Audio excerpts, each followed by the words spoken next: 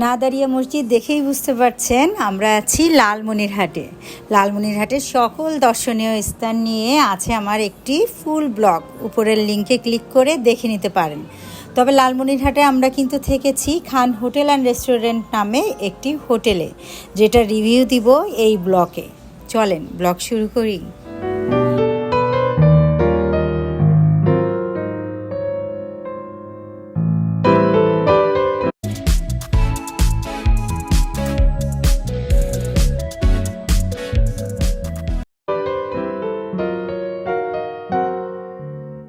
বাস থেকে নামবেন বিলাসী মোড়ে, তারপরে বলবেন খান হোটেল অ্যান্ড রেস্টুরেন্টে যাব। সবাই চিনে, 30 টাকা অটো ভাড়া।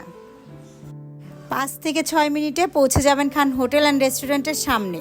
ও আরেকটি ইস্যু বলে রাখি, এগুলো কিন্তু আমার কোনো পেইড রিভিউ না। আপনারা যাতে লালমনিরহাটে গেলে থাকা নিয়ে দুশ্চিন্তা না করেন, এই জন্য আমার এই প্রচেষ্টা। এইটা হচ্ছে ওদের ছোটোখাটো একটা রিসিপশন। আমরা অবশ্য 7:15টায় চেক ইন করেছিলাম, তার জন্য আমাদের এক্সট্রা কোনো পেমেন্টও করতে হয় নাই।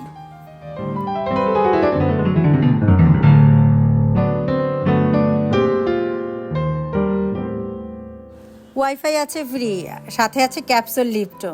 অনেক সুন্দর একটা করিডোর আছে, সাথে বারান্দা। চলেন দেখেন।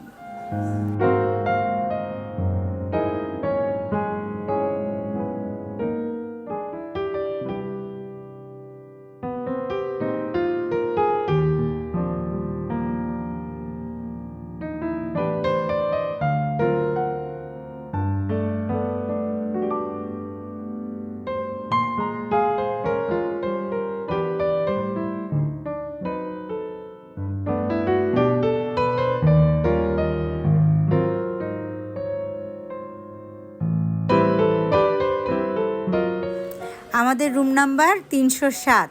ঢুকেই হাতের ডান দিকে আছে একটা সোফা,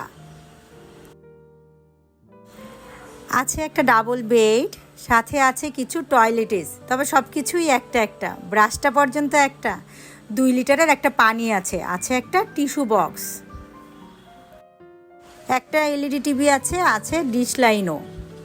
এইটা হচ্ছে একটা ড্রেসিং টেবিল মতো, বাট আয়না দিয়ে কিন্তু চেহারা দেখা যায় প্রচুর কালো। এই হচ্ছে ইন্টারকম, তবে নষ্ট। আলমারিটা ছিল বাট ইউজ করা হয় নাই, কেমন একটা বুটকুটে গন্ধ লাগছিল। একটা জানালা আছে, হালকা আলো বাতাস আসে, আমরা খুলি নাই। এসি আছে, ফ্যান আছে। এইটা হচ্ছে এর ওয়াশরুমটা।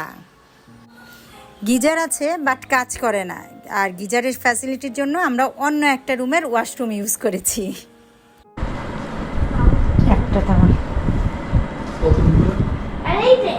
এই হচ্ছে আমাদের হোটেল, ডাবল ডিলাক্স রুম, ভাড়া হচ্ছে 1400 টাকা।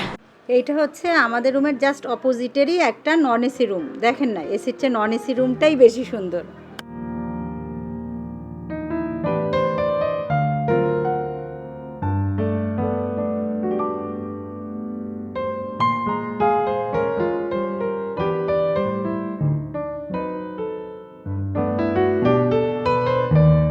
আচ্ছা, আপনারা আসলে 304 নম্বর রুমে থাকবেন। হ্যাঁ, এই দেখেন রুমটাও সুন্দর, ভাড়াও কিন্তু আমাদের রুমের মতোই। এটা বলে নেবেন যে 304-এ থাকবো, আমাদের 307-এর চেয়ে 304টা সুন্দর। এই হচ্ছে লালমনিরহাট আমাদের হোটেলের ওভারঅল ভিউ। এটা হচ্ছে সামনে রুম থেকে বেরোয় বারান্দা, যেটা এই বারান্দার ভিউ। এটা বেশ ভালোই ছিল মোটামুটি আর কি, খুব ভালো না। আপনি এখানে এসে আর কত ভালো এক্সপেক্ট করতেছেন, কিন্তু এইটাই হচ্ছে নাম করা লালমনিরহাটের। এসে থাকতে পারেন, আর ভাড়া তো দিয়েই দিয়েছি।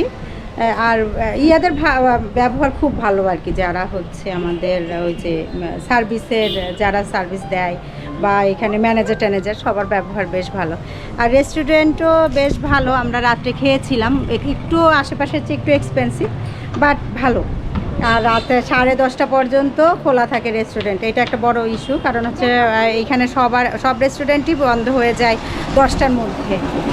ঠিক আছে, এটাই ছিল হোটেল রিভিউ। আপনারা আসলে এই হোটেলে থাকতে পারেন। আমি ফোন নাম্বার তো দিয়ে দিয়েছি, আর ডিসক্রিপশন বক্সেও ফোন নাম্বারটা দিয়ে দিব, অ্যাড্রেস সহ।